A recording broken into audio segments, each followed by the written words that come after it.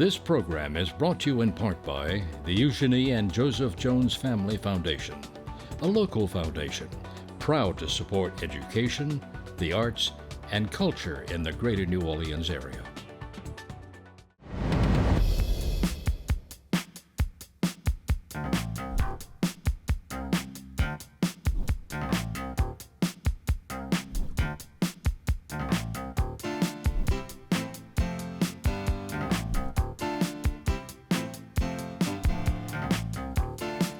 Hello, I'm Marcia Kavanaugh. Thanks so much for joining us. There are two NFL teams located along the Gulf of Mexico, Tampa and New Orleans.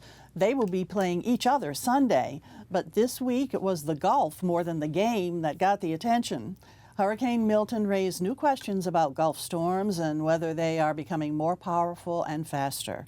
Moving much slower, yet powerful in their own way, are grand jury investigations. Now questions are being raised about what impact the speculation is having on New Orleans city government. From the city council, though, there was some thunder, one being an investigation on the treatment of some city employees and the other being action on funding the city's power grid. These stories, plus a look at FEMA since Katrina, are in the lineup for tonight's Informed Sources. Errol Laborde, producer of Informed Sources. Bruce Katz, chief meteorologist, WVUE-TV Fox 8. Robert Collins, political analyst for Fox 8 and columnist for Verite News. And Ben Myers, staff writer, The Times-Picayune, The New Orleans Advocate. All right, Bruce, over to you. It's been an active few weeks. Unfortunately, not that terribly active for us directly over this past week, but certainly closely watched. These storms are really seem to be just kicking up a big notch really quickly in the Gulf. They do. First part of the year, pretty quiet. We didn't have a whole lot. And this was the largest forecast for NOAA in history, up to 25 named storms. So this year we knew would potentially be active with La Nina and sea surface temperatures warmer than average. However, it's more of a back-ended, which usually that happens. So now we're into, early October, so late September, October, things happen. But storms have been more frequent and a lot stronger, and now we have the new term rapid intensification. Mm-hmm. And a lot of that has to do with record high sea surface temperatures. Some of the temperature readings in the Gulf of Mexico and the Atlantic, they've never been hotter. So the fuel is there, and with the upper wind patterns that help to shear or create these storms have actually been in more favor of the storms developing. As they develop, with low shear, higher sea surface temperatures, they have all the fuel they need to become major, major storms and ramp up very quickly. And we saw that certainly with Hurricane Milton when it came. It sort of moved up across the Yucatan or through that channel, right? And then when it hit the Gulf, it seemed like overnight suddenly we were looking at this Category 5 storm. Right, and we're getting better at rapid intensification. In the forecasting, the modeling did pick that up. So we're getting better at that. But what's disturbing is when we had Hurricane Ida and it rapidly intensified and the city did not call for that mandatory evacuation, it left a lot of people vulnerable. So now, as with Milton moving in, DeSantis did a good job basically moving everyone out, because rapid intensification or not, better to move them out if nothing happens to move them back in. So we're getting better with that, but it is something we're going to start dealing with. It's a lot more frequent where storms hit pockets. The Gulf is warmer than average. On the eastern side, you've got the Gulf Loop, which is the hottest water temperatures basically in the world in any ocean, and storm went over that and rapidly intensified. So usually when there have been Gulf storms, we've seen them develop around, the Bay of Campeche and go up along Texas border. Right. How unusual is it to have gone from west to east? Right. This time of year, pretty usual, because when you start having troughs and fronts moving in, those troughs and fronts basically kind of steer them off to the east, because the southwest flow on the back of a trough, and on the air I try and educate the people to show them on a water vapor loop steering in the upper atmosphere. So as you start getting into October, which we can get, like we had Hurricane Zeta, which was a Halloween storm a couple of years ago, usually they do steer off to the right. But if you don't have a front moving in and you have a storm like Helene or you have a storm like Milton, we could have easily been in the crosshairs but fortunately we had these troughs that moved in. Later in the year, we're more protected. Not to say the season's over, but as it ramps down with cold fronts and troughs moving in, our potential is a lot less. You know, we did see with Milton, it took some time. It did. You know, so the governor had some time to think about whether or not he was going to give that evacuation order. Sure. He did, and people had a chance to move out, although it was really clogged highways. You know, just looking at those scenes just makes you go, oh gosh, I'm glad I'm not there.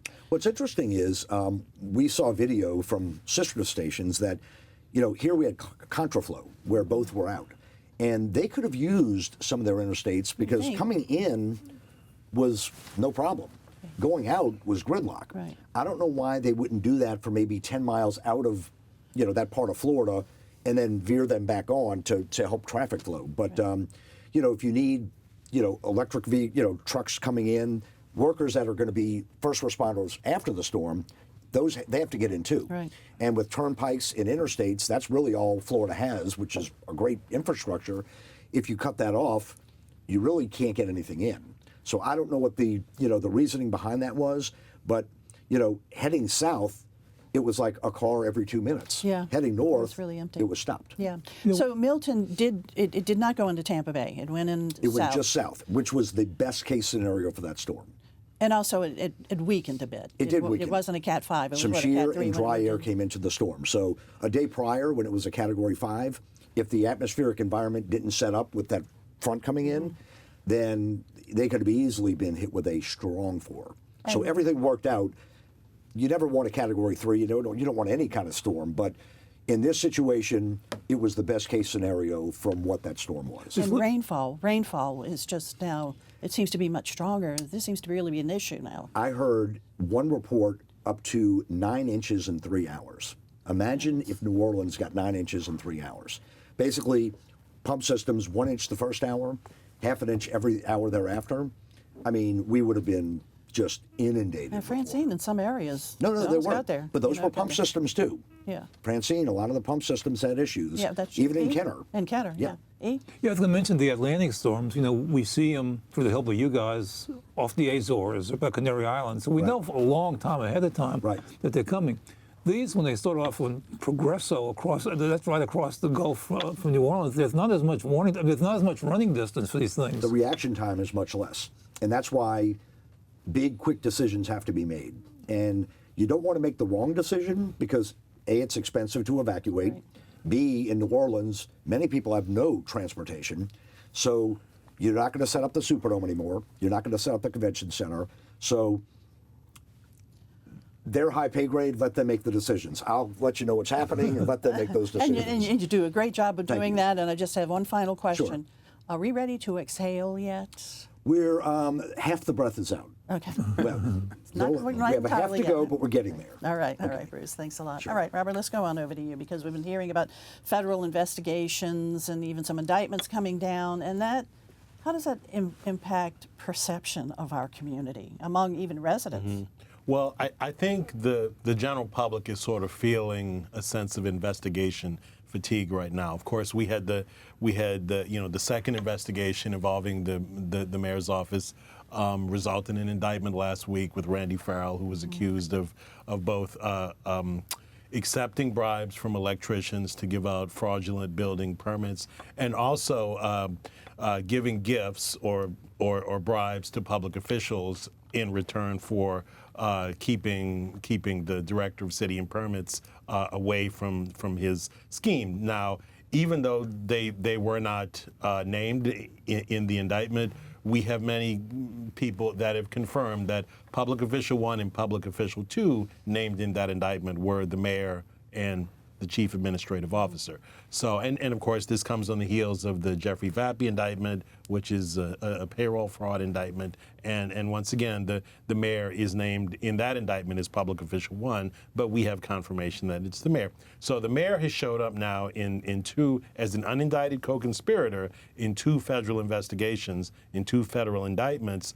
And so a lot of people are just wondering, okay, this has gone on long enough. Mm-hmm. Either you're going to indict the mayor, or you're going to clear her, or one way or another, something's got to happen, because this is just very destructive to just keep the city of New Orleans and City Hall under this permanent, constant, ad nauseum investigation that goes on forever. And I think what triggered a lot of the frustration is because a couple of weeks ago we had an indictment come down in the city of New York.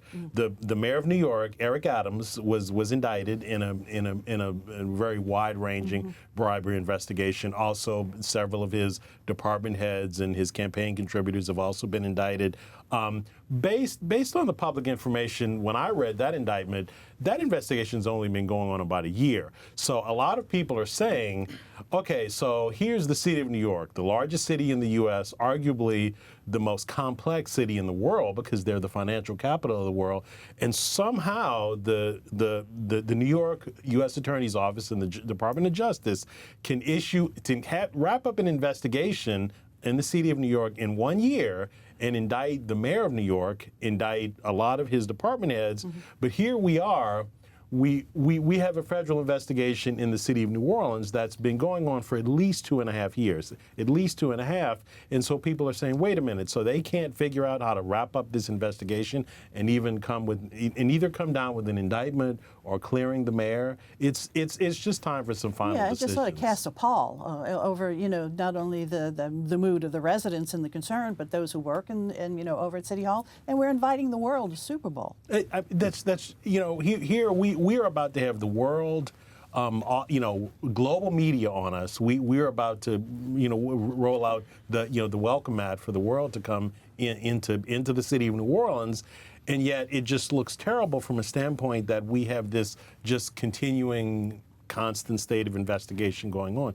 Also, I think, anybody who works in City Hall or works around City Hall will tell you right now the morale of the civil servants, not just the political appointees, but the people who've worked in City Hall for 20, 30, 40 years, is just terrible right now because they have to show up to work every day and they don't know what's going to happen. These people deserve some sort of resolution. Again, either come with an indictment or clear the mayor or do something, but some sort of finality has to come about. And then, one thing I need people to realize is that, of course, we're about to have a presidential election in a few weeks. After presidential elections, things change in the Justice Department. Whether it's a Democrat or Republican in the White House, we know we're going to have a new president. New presidents bring new attorney generals, new attorneys general. They bring new U.S. attorneys, and so you're going to have a whole different crew that's running the Justice Department in a few months. So what happens to the current investigations? Do they go forward? We just don't know. I mean, there are career prosecutors, career litigators that handle these cases, but ultimately when you're dealing with a sitting public official, a sitting elected official, those decisions are made by the political appointees, by the U.S. Attorney, by the Attorney General, by the Director of the Public Integrity Division up in Main Justice. So, it's just frustrating for the general public. Like I tell people, I'll be in a grocery store and people will come up to me because they know I comment on these investigations on television, and they'll say, "What have you heard about the mayor? Is there going to be an indictment or not?" And I tell them, I wish I knew. I think just like any other citizen, I want closure on this. We one or another either indict the mayor or clear her. But it's time for closure. But even if the mayor is indicted, by the time they do that, and by the time they do the arraignment, and by the time they arrange a trial date, and a lot of times trial dates are delayed and all that, she's going to be almost finished a term of office. Sure. When the election is next year. I mean, I guess they could still go ahead with it, but it just won't be the same thing at that point. No, because like you said, by the time with all the motions, and her defense attorneys would file motions, and they're going to ask for continuances in delays. So right now, even if she were indicted tomorrow, by the time we actually had a trial, she might have 2 or 3 months left in her term, and by the time the trial is over, her term might be up. So it's time to find out one way or the other. It's time for a final decision. Yeah. Okay. All right. Thanks a lot, Robert. Then let's go on over to you. We're talking about city employees. I mean, there's this frustration of not knowing what's going to happen, but also city employees have just been voicing their frustrations about what's happening on the job publicly, which is kind of unusual. Yes, we heard this week in a public city council committee meeting from some Department of Public Works employees about pretty horrific, abusive workplace conditions that they've been suffering for a long time. And it was rather unusual. Typically, you might expect them to avail themselves of a human resources grievance process or something like that. They instead had been communicating with council member Errol's office, and he had them before the committee. We heard, most poignantly, I would say, there were a number of employees, at least 4, I think, that spoke in that meeting, but most poignantly from 2. One of them talked about how he's a vacuum truck operator, and he talked about how there is no training protocol for operating these heavy machinery type trucks, and how it's just expected that these vacuum truck operators just learn from each other on the job. He says that's very dangerous, and a year ago, he was ordered to work on this with an untrained new hire, and it made him fear for his safety. He tried to file a grievance, and he tried to do that. He brought a union rep with him. His supervisor ripped up the grievance, shredded it, and threatened to call the police on the union rep. And there's video. Yes, I should say that part of what made this hearing so interesting is that there was video clips to back up kind of what they were saying. It's probably worth noting that these clips were about 30 seconds to a minute long and were taken from larger meetings and situations that were going on, but they were pretty compelling. Another situation, another employee had a meeting in December 2023 to discuss a number of issues that she was facing, including one in which her supervisor had been overheard talking to another employee, referring to her in extremely derogatory and offensive terms. And we see in this video where he's saying, well, I don't remember doing that, but if I had, that other employee shouldn't have said anything. And this is like right there to her face. And, I don't know how anyone should be expected to continue to work with that kind of hostility. So, I mean, these employee grievances, there are the ones that you had written about in your piece were from what, the Department of Public Works? Yes, this is limited to, now, who knows what people in other departments are facing, but this is a group of employees from Public Works that were speaking. Yeah. Mm-hmm. And these are civil service employees, yes, right? That's right. They're so, but they feel strongly enough to go public with it. I mean, and like you said, to J.P. Morrell, what is he saying about this? I mean, he's disgusted and outraged, and he did get a commitment from the Cantrell administration to investigate this. We don't really know what that investigation entails, how long it'll take, what they're looking at. So we'll have to keep an eye out to see what the results are. Have any of these employees been told they're going to lose their jobs because of this? To be determined. Mm-hmm. I don't know. We need to find out if they've been retaliated against for speaking publicly.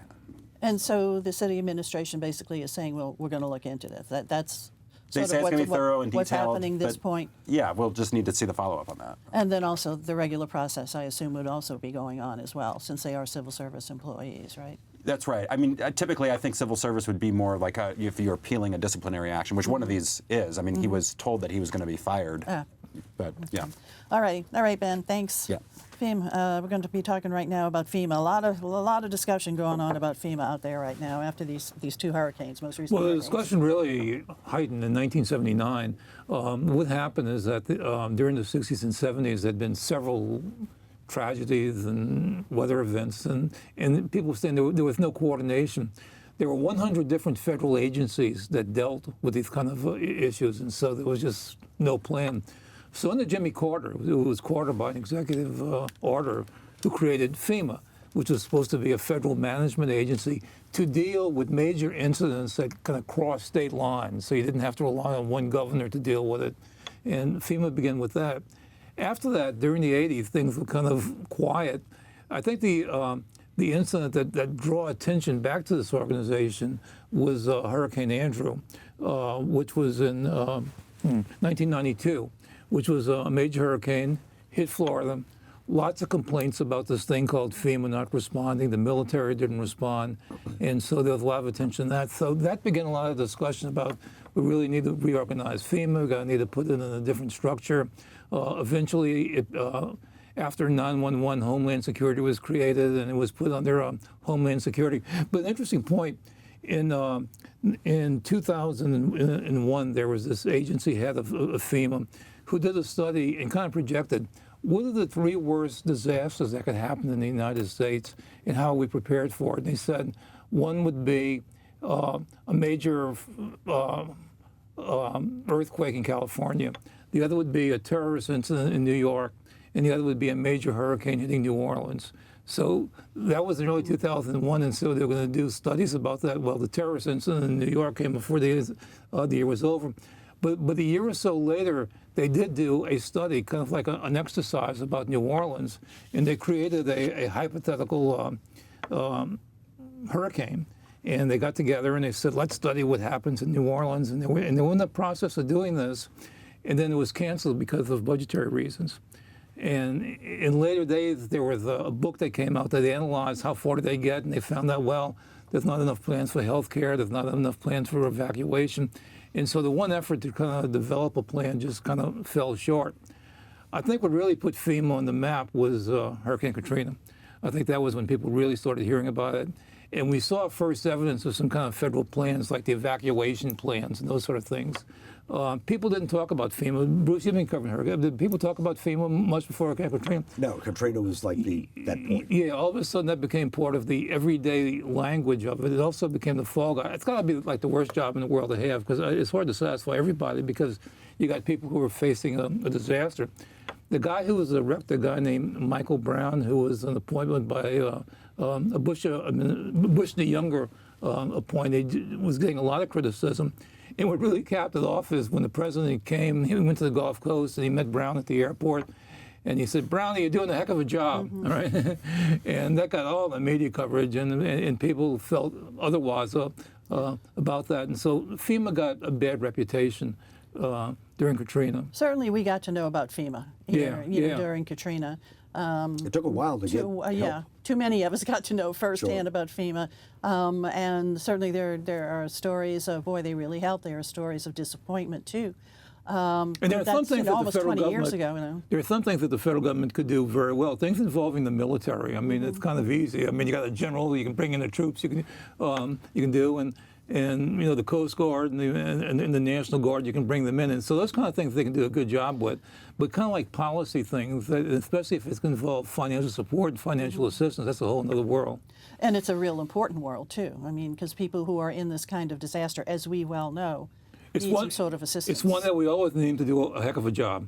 Yeah, I mean, it's real important that they do a heck of a job. And right now we have, you know, fellow citizens who are out there needing that assistance in North Carolina. Look at what happened in North Carolina, and certainly in Florida too. But folks now wondering, do we really have the money for it? Is it in there? Which FEMA is saying, yes, we do. We have the money. Money's there, but we're going to need more. And here you have one case, you have a mountainous state, and the other a beachfront state. So it's like two different worlds almost. I mean, really pretty incredible. Okay, E, thanks a lot. And let's come on over to you, Ben, to wrap up. Because the city council has come up with some money to help harden the power grid in the city? Yes, that's right. Another $100 million.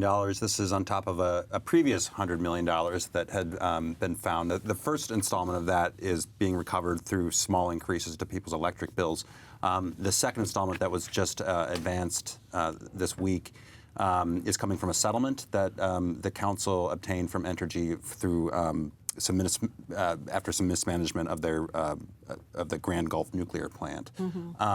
It's not totally clear how the money is going to be spent, but the idea is that it's going to go towards hardening poles, utility poles, and transmission lines, and avoid a total catastrophe the next time we get a small hurricane. So this is for the city of New Orleans, right?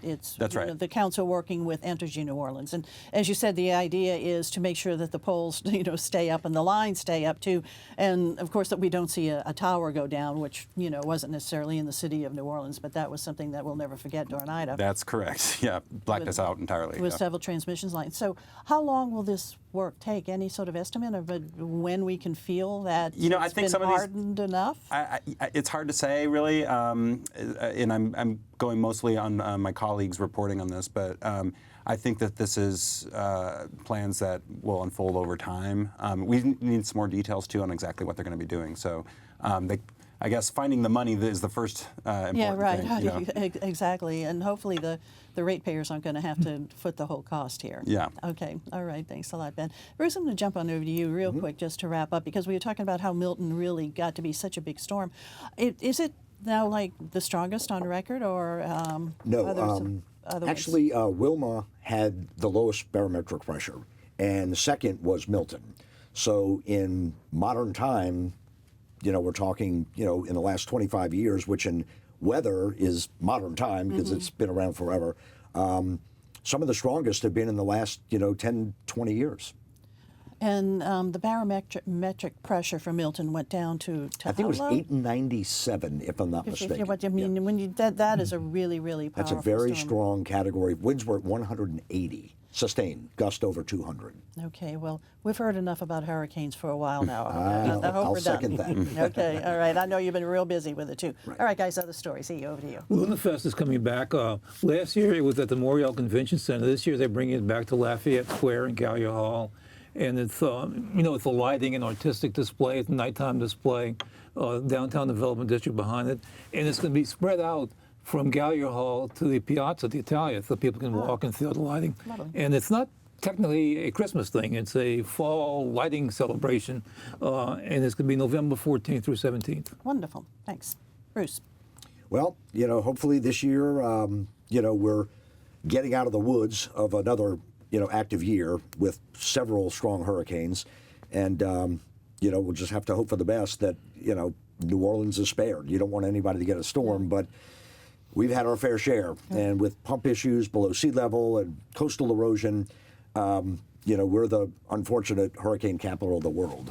But Everybody has our eyes on. Next week, we're going to have a cool week. Huh? Yes, we're going to have a nice cool front moving in. That's what we want to hear. North Shore, some upper 40s. Ooh, South wonderful. Shore, some Sounds 50s. delightful. So real fall pumpkin weather. Robert, over to you. Okay. The recall effort against embattled St. Tammany Parish coroner Christopher Tate will fail. The paperwork is due into the Secretary of State's office next week. They don't have the votes, and so it will fail. And what's going to happen is this is going to trigger a reevaluation of the current recall law during the next section of the state legislature, because most legislators are now realizing it's a really terrible law because it makes it mathematically impossible for any public official to be recalled in reality. All right, Robert, thanks. Ben, let's wrap it up. The Sewerage and Water Board is beginning to replace lead pipes. This has been a long time coming. They've got some federal funding, and the feds are kind of trying to push this along across the country. So they're going to start with about 300 lines, and we'll follow with another 800. Okay, and that is starting with the city of New Orleans you're talking about? Yeah, the New Orleans Yeah, Sewerage and Water Board, excuse me. Yeah, okay. All right, guys, thanks a lot for being here, and thank you all for joining us, too, and we'll see you again next week for Informed Sources. Have a good evening.